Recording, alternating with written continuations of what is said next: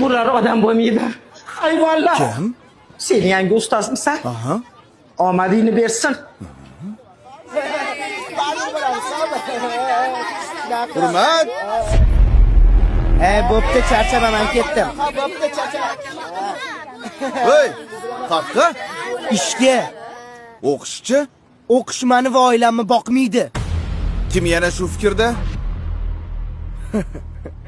Qancha topasan? 15 ming kuniga. Qolganlarchi? Men 20 ming topaman. Kompyuterxonada ishlayman. Men 25 ming topaman. Manikyurchiga yordam beraman. Oramizda eng boyi Mirsagatov. Sen qayerda ishlaysan?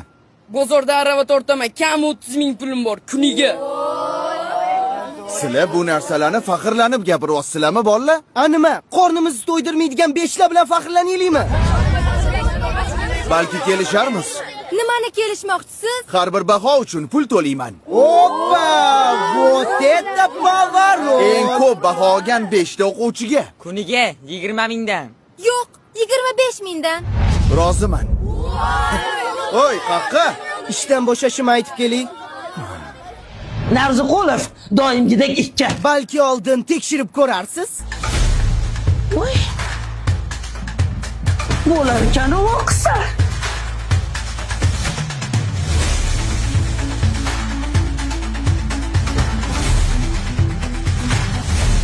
Bizga pul kerak emas. Biz o'qishni tanlaymiz.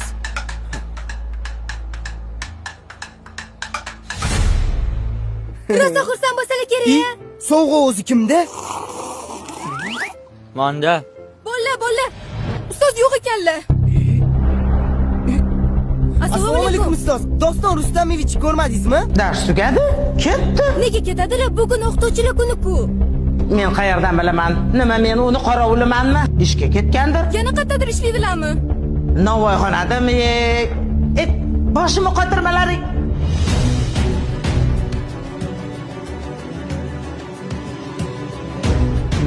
Ustoz, Iya?